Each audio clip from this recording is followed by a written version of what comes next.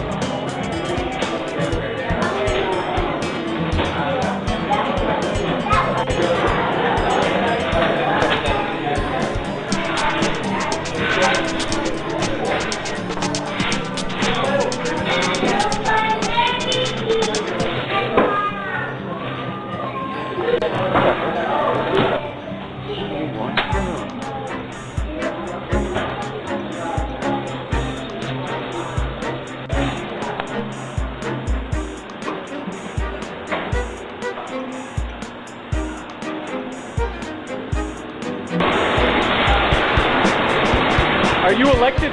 Oh, you're last year's Dr.Pepper. And this year. Oh, and this year? Great. What's your name? Micah McNutt. I'm sorry? Micah McNutt. Micah? Huh? Oh, that's good. Well, congratulations.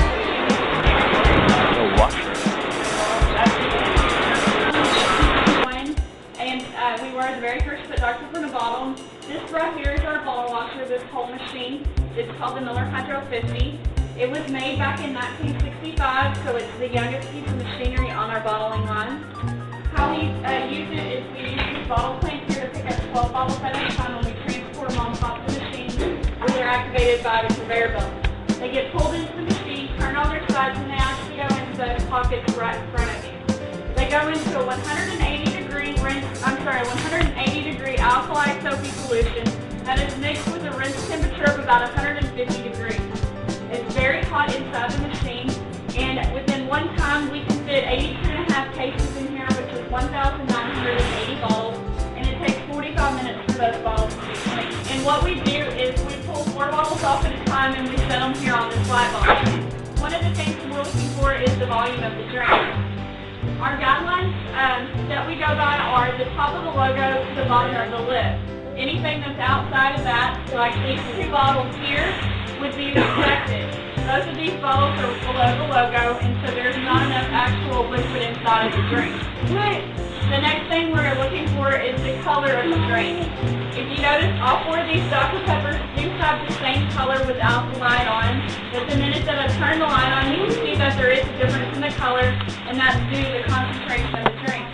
Bottle number 1 is mainly carbonated water, and you can tell that because it's light in color, and it doesn't have anything thickening it up like a Dr. Pepper syrup.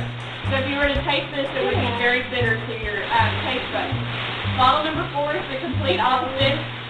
It has what we call a reddish caramel color to it. It has a complete black color to it, and you cannot see any of the light coming out from behind it. So this bottle is 98% actual Dr. Pepper concentrate or the syrup. Bottle number 3 is almost there, but not quite. You're able to see the light coming out from behind it, but it's still a little too sweet. So bottle number 2 is our correct bottle. It has what we call a reddish caramel color, and that's what we're looking for when we're examining these bottles. We can also see if the bottles have any foreign particles in them, or if the drink glass is broken. If we reject the bottles, we open them up with this bottle opener, dump them out. Everything gets started in the room that's right above us. That's where the syrup is mixed. In the 2 silver canisters, it comes down this hose to this holding paper, and this whole entire machine is what fills the bottle. This machine is called the SIM 320, and it got its name because it has 3 stirrers, 3 tappers, and 20 carbonated water hoses. The bottles rotate around and fill with the syrup first. They make their way back to the carbonator, and then they come to the tapper. Your finished product looks like this, and if you notice, this doesn't look anything like the bottle that I handed y'all, and that's because this bottle has not been mixed up yet. Syrup weighs more than carbonated water, so the syrup is at the bottom and the carbonated water is at the top. The final part of the bottling process is for these bottles to go for a round of mixing. Y'all like to follow me down, we'll see that final machine. The filling machine is from the 1930s, and so this last machine here is the oldest we have on the bottling line. and it was made in the 1920s. Pretty cool. So when we get these, we should flip them a little. Those are already there.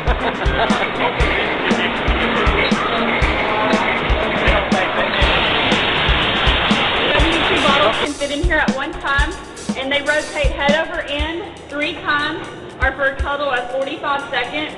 And after that 3 times of being rotated over, there's a chemical attraction that occurs between the syrup and the carbonated water. They become chemically bonded together for life and will never separate back to the form that you're seeing right over there. After the bottles have been mixed up, they come out the opposite side and they go back to the light inspection station as 72 more bottles move in for their round of mixing. Does anybody have got the Dr. Pepper recipe and then chose Dublin to bottle Dr. Pepper just because he thought that Dublin was going to grow to become a large town? The first 3 pictures, or these pictures here, are some of the first pictures that we have. The very first bottling line is in this picture here, and it's actually the soda fountain that lays back there in the back. We do have Peggy's costume on, but they are our tradition that we started here back in June of 1990.